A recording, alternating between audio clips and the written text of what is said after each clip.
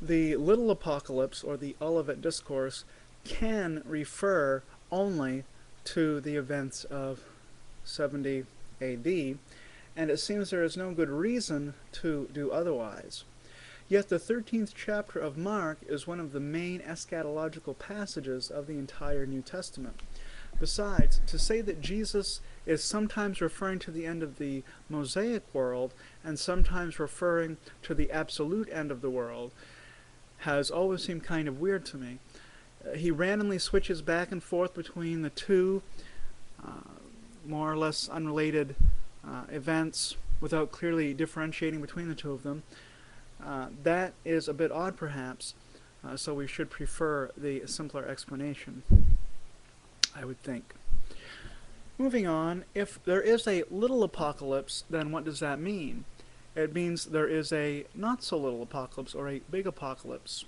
The apocalypse of St. John the Divine, as older Bibles refer to the book of Revelation. Revelation has a lot more to say about end times than Mark 13, and no introduction to Preterism would be complete without a consideration of its contents. Let's turn to that now, the book of Revelation.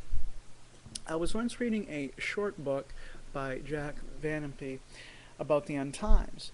He based the entire book on his interpretation of "come up hither" to John in chapter 4 of Revelation as symbolic of the rapture. So John's on the island of Patmos. He sees a revelation of Christ, a vision of Christ, an unveiling of Christ, and there's some business about the 7 churches. And then God says, or there's a voice from heaven that says, "Come up hither," and we'll talk more about that in a moment. But that's what this book is based on. I forget the title of it. But if the problem with that is that if the assumption is wrong, that "come up hither" is talking about the rapture, then the entire scheme of biblical prophecy as presented in that book collapses, and there is no reason to suppose that "come up hither" does refer to the rapture. Indeed, there are so many different interpretations of Revelation, so we need to be especially careful how we understand it. I'd say there are n plus one different interpretations of the book of Revelation, where n equals the total number of people reading the book of Revelation. For our purposes here, the first step is to briefly outline the book of Revelation. We are leaving interpretive questions for later, but for now we just want to say what the surface text says, not what it means, but what it says. While on the island of Patmos, John sees a vision of Christ. In this vision, he, that is John, is told to write to 7 churches, the famous 7 churches of Asia. After the 7th church, John is called up to the throne room of God. "Come up hither." There's a window in heaven, and he goes up through it in his vision. So he's called up to the throne room of God. From there, he sees a series of 21 events. The first 7 events correspond to the breaking of 7 seals. The middle 7 correspond to the trumping of 7 trumpets. The final 7 correspond to the pouring out of bowls of God's wrath.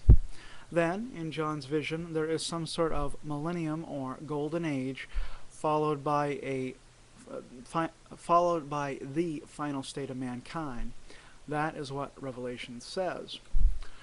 The first interpretive question I would like to ask of the text is why chapters 2 and 3, the ones about the 7 churches. They seem to be out of place in Revelation, these 2 chapters. At the same time, they lay the foundation for the whole vision, seeing as how they come at the beginning of that vision, of that unveiling of Christ. I think that the fact that the letters to the 7 churches